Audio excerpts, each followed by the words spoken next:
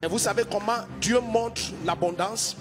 Dieu dit, Madame la veuve, à qui il reste un repas et après quoi tu meurs avec ton fils. C'était le désespoir total au point où elle était suicidaire. Elle disait, j'ai un dernier repas. Et Élie dit, donne-moi ça, je mange. Et maintenant je vais vous choquer. Je vais vous choquer. Ce que je vais dire est terrible. Lorsque Dieu parle de cette femme, dans 1 Roi 17, Dieu dit, j'ai ordonné à une veuve, à Sarepta, de te nourrir. Mais tu penserais que parce que Dieu a ordonné, quand Élie va entrer, elle va courir vers Élie. Attendez, non, suivez-moi très bien. Parce que la veuve n'est pas venue vers Élie. Elle n'est jamais venue et elle dit, écoute, Élie, Dieu m'a dit, non.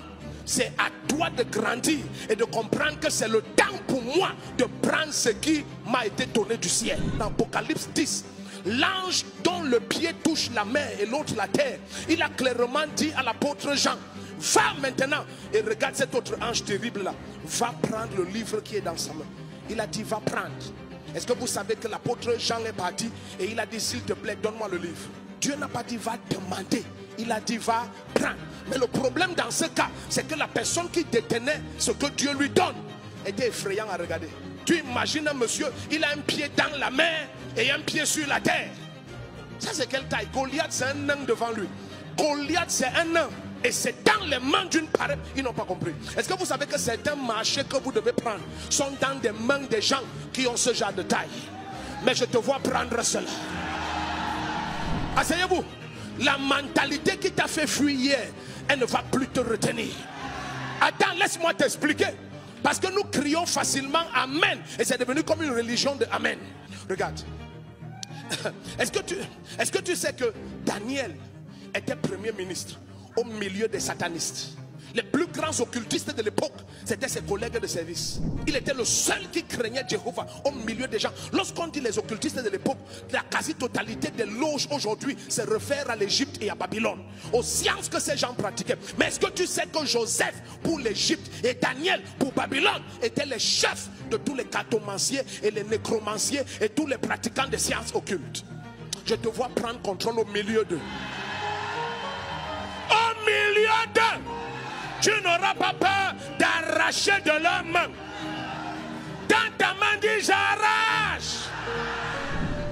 Il y a des moments où Dieu te montre que le frère là c'est ton mari. N'attends pas qu'il vienne. Commence à le saluer à toutes les réunions. Tu le salues. Bonjour le frère. Bonsoir le frère. Bonjour le frère. Bonsoir le frère. Bonjour le frère. Bonsoir le frère. Bonjour le frère, bonsoir le frère. Tu l'oppresses, il va rêver de toi. Wouh! Mais, assois-toi. Oh. Mais si tu continues avec la nonchalance, oh, nous n'avons pas reçu l'esprit de timidité. Attendez, mais regardez, la timidité n'est pas remplacée seulement par un élément. La timidité est tellement une âme satanique qu'elle doit être remplacée par trois choses. Elle doit être remplacée par la sagesse, par la force et par la puissance. Est-ce que vous imaginez comment la timidité peut te faire passer à côté de ce qui t'appartient? Parce que tu n'as pas le zèle et l'audace pour avancer et dire j'arrache, j'arrache.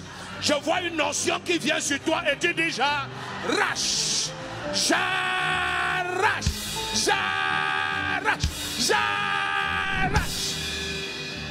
Mais suis-moi, n'arrache pas que les choses, mariage et tout ça, non. Arrache des dimensions spirituelles. Tu t'agenouilles et tu arraches les dimensions des communions profondes avec le Père.